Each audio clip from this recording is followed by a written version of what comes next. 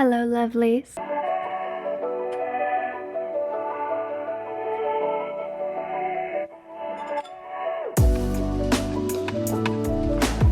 So, I recently got a position to be working with mental health, and it's made me think, you know what? I think it's been a while since I've shared my own journey with mental health. So, I decided we're gonna do that, I guess.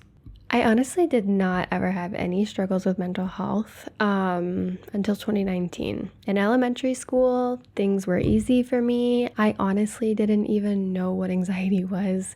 My mom would talk about being anxious, and I'd be like, I have no idea what you mean. I'd be like, come on, just do it, you know? Like, I had no sympathy for her because I really didn't understand what it was because I had never felt it before.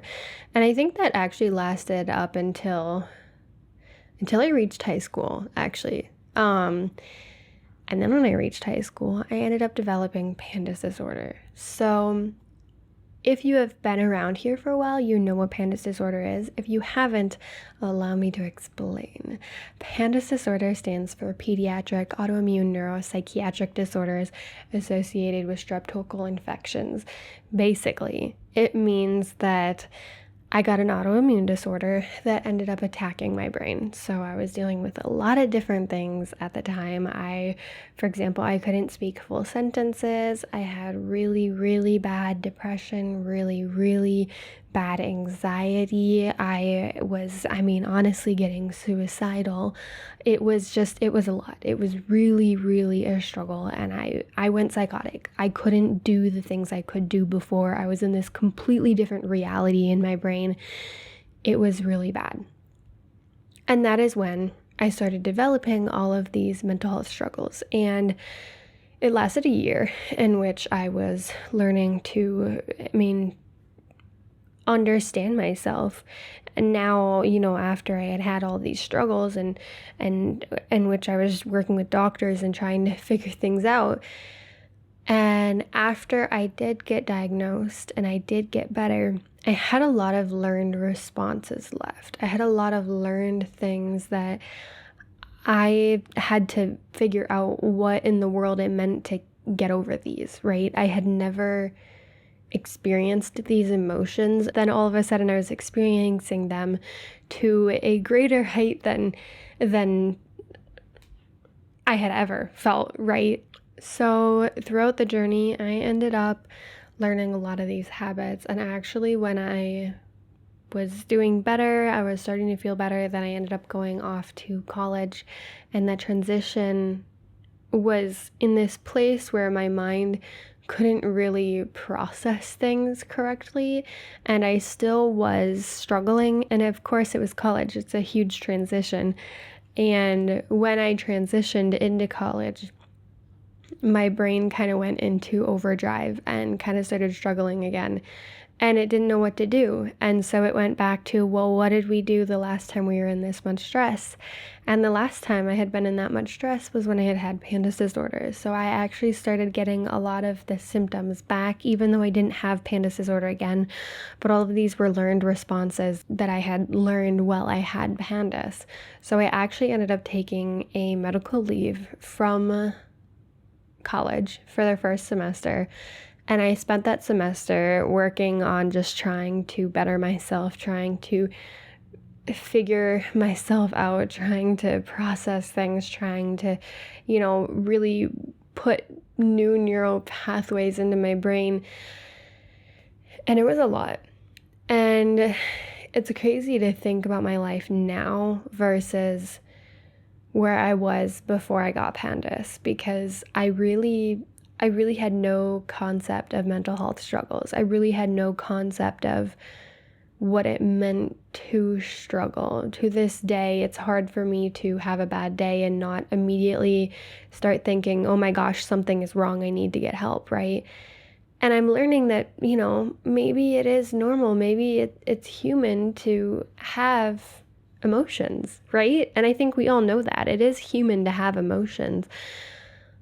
But I never experienced it because I was young, and then I ended up getting pandas, and I never really got to experience that those in between emotions of like, this is what it is to be human.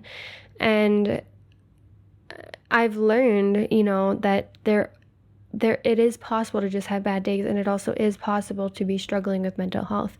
And to kind of find that barrier there was really hard for me, that like, okay, it's a fine line between, like it's not a fine line. It's really not a fine line. But like also when you have struggled with so much and every emotion that you felt was in result of something being wrong, like, something not like an imbalance in my brain, it was hard to realize that, wait, there are some emotions that I can feel that does not mean that I have this imbalance in my brain. And honestly, one of the things that has helped me kind of learn this is I was actually diagnosed with OCD maybe not quite a year ago. And I've slowly started to embrace that in terms of recognizing it. I really don't like to label the things that I have, right? I don't like to say I have depression. I maybe have struggled with depression in the past. I don't really feel like I do right now, which I'm really grateful for. And so OCD is something that really took me a long time to even recognize that I maybe have some tendencies there and to also learn about. So it's something called pure OCD. It's not an official diagnosis, but it is the type that I have. So I am diagnosed with OCD, but the type that I have, or at least learning more about it, tends to fall under something called pure OCD. And that is basically that you really have a lot of ruminations, a lot of obsessions, and the compulsions can be really hard to find, but you'll have these thoughts, these, obsessive thoughts, and your compulsions will be to continue ruminating over them, to think back on things, to question yourself, things like that. So it's all stuff going on in your head. It's not physical things like washing your hands all the time or something like that, which is what we usually think of when we think of OCD. And getting this diagnosis, I was really frustrated about it at first. I'm not gonna lie. In fact, I told my counselor she was wrong.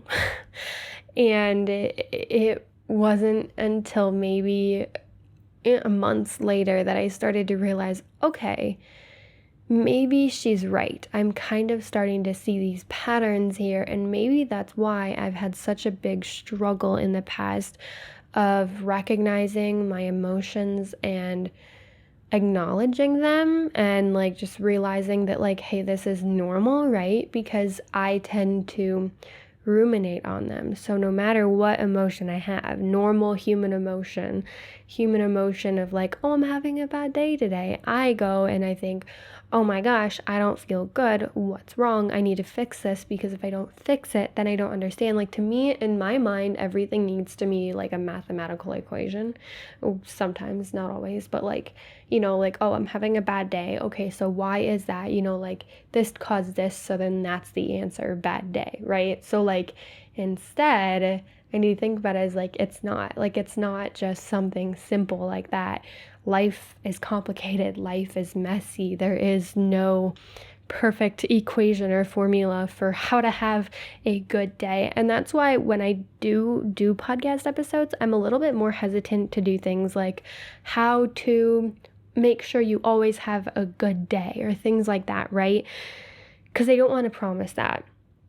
Maybe in thumbnails or something, because we know how thumbnails work, and yeah, but I really try not to, even in those, unless that's really what I'm saying is like how to have a good day or how to turn a bad day into a good day, like that you can do, right? But like how to always have a good day, like I'm not going to promise something like that, because the reality is you can't always have a good day.